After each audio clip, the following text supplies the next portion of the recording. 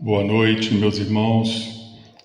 Estamos reunidos mais uma vez para o Evangelho no Lar.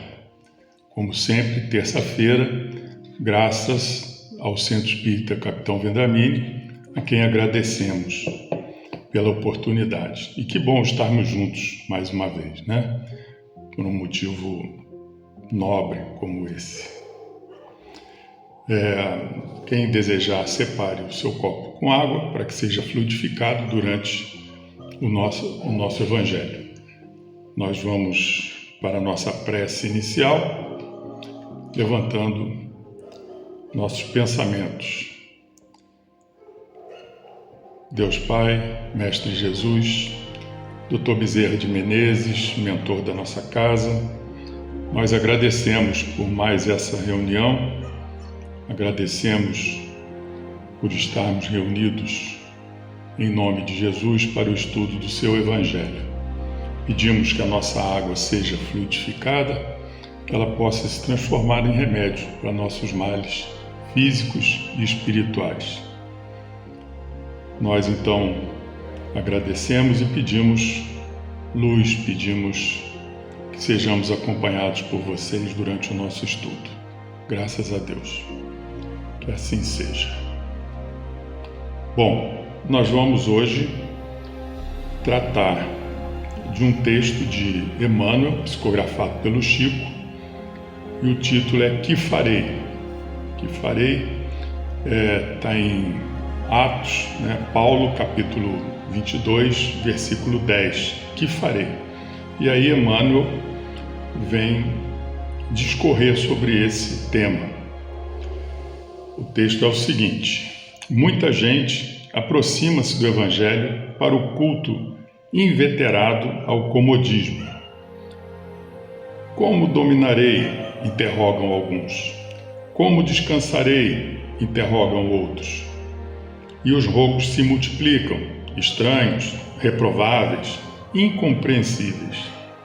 Há quem peça reconforto barato na carne, quem reclame afeições indébitas, quem suspire por negócios inconfessáveis e quem exija recursos para dificultar o serviço da paz e do bem. A pergunta do apóstolo Paulo, no justo momento em que se vê agraciado pela presença divina, é padrão para todos os aprendizes e seguidores da Boa Nova. O grande trabalhador da revelação não pede transferência da terra para o céu e nem descamba para sugestões de favoritismo ao seu círculo pessoal. Não roga isenção de responsabilidade, nem foge ao dever da luta. Que farei? Disse a Jesus, compreendendo o impositivo do esforço que lhe cabia. E o Mestre determina que o companheiro se levante para a sementeira de luz e de amor através do próprio sacrifício.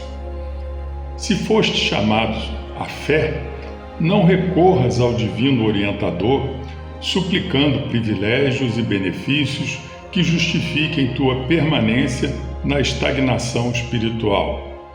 Procuremos com o Senhor o serviço que a sua infinita bondade nos reserva e caminharemos vitoriosos para a sublime renovação. Esse é o texto. Meus irmãos, nós somos espíritos, né? Estamos de passagem na matéria. Com que objetivo? De evoluirmos. Para evoluirmos, precisamos nos dedicar à nossa parte espiritual. Muitas vezes a gente se esquece que somos espíritos, focados na nossa vida material, dedicando tempo demais ao trabalho, a estudo muitas vezes, academia, passeios, e dizemos que não temos tempo para dedicar ao alimento do espírito. Dedicar pelo menos alguns poucos minutos por semana realizando o Evangelho no lar, em casa com a nossa família, ou se moramos sozinhos, ou se a família não tem interesse de fazer, que a gente possa realizar o Evangelho no lar, sozinhos, se for o caso. Importante é procurar esse contato com a espiritualidade, nossa interação com a palavra de Jesus. Fiquemos atentos também para que as nossas preces não sejam como aquelas citadas no texto, onde ele diz: há quem peça reconforto barato na carne, quem reclame afeições indébitas, quem suspire por negócios inconfessáveis e quem exija recursos para dificultar o serviço da paz e do bem. Então, muito importante a gente saber o que está pedindo, saber o conteúdo das nossas preces, das nossas orações.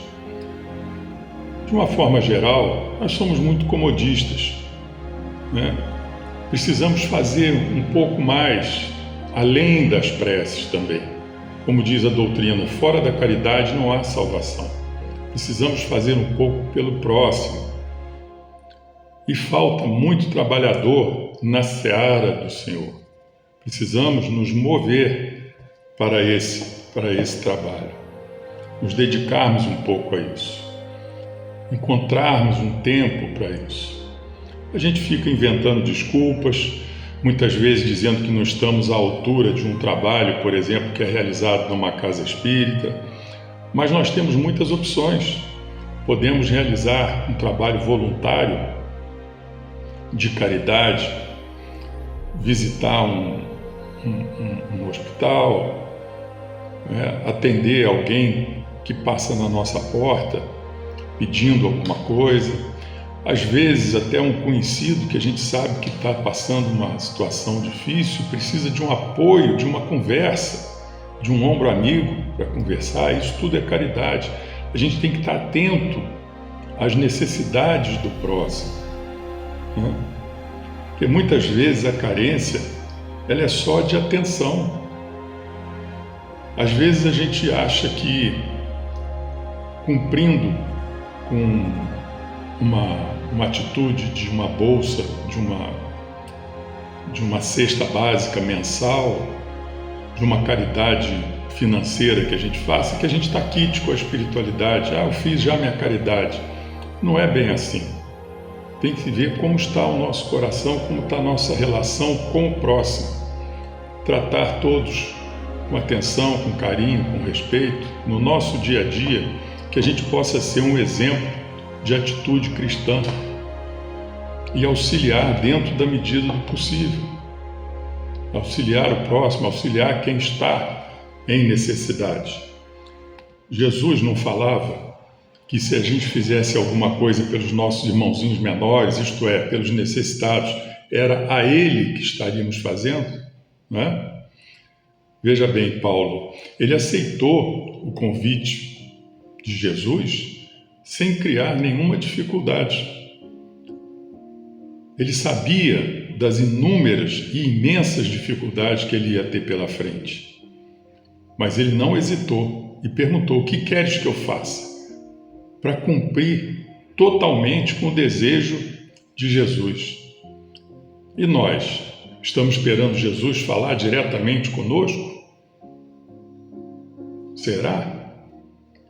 Esquecemos que nós temos o nosso livre-arbítrio e aí que está o valor das nossas atitudes, é fazer pela sua vontade, é agir. Então, o que farei? Vamos pensar nisso. Apenas aquelas preces, pior, preces equivocadas, onde a gente não vigia exatamente o teor das nossas preces. Que possamos orar com mais consciência e busquemos o trabalho edificante na seara do Senhor. Não fiquemos apenas nas preces.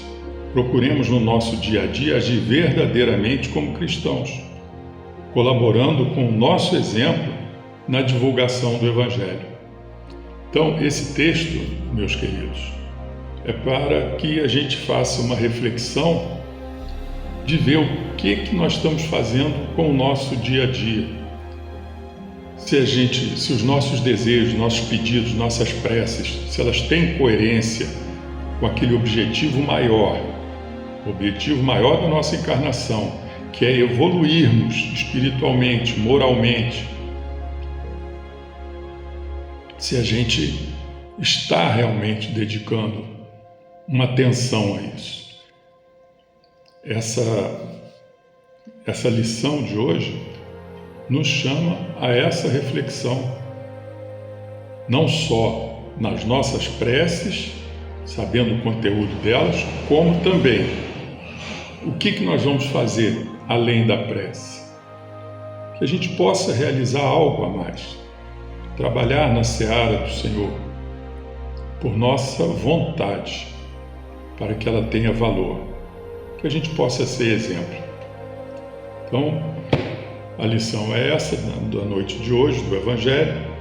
Vamos finalizando por aqui, indo para a nossa prece de encerramento. Elevemos nossos pensamentos ao mundo espiritual de luz. Deus Pai, Mestre Jesus, Dr. Bezerra de Menezes, obrigado pela nossa noite de reflexão no Evangelho do Mestre Jesus, nos lembrando de reflexões importantes, nos lembrando de nossos questionamentos do que estamos fazendo, nos alertando para isso, se não estamos comodistas demais, se estamos agindo. Então agradecemos por essa mensagem de hoje, que ela sirva para nos estimular a agir cada vez mais dentro dos ensinamentos da doutrina espírita do Mestre Jesus. Agradecemos pela água, que ela se torne realmente um remédio para nosso corpo físico e espiritual. Agradecidos então mais uma vez, pedimos permissão para encerrar o nosso Evangelho de hoje. Que assim seja, graças a Deus.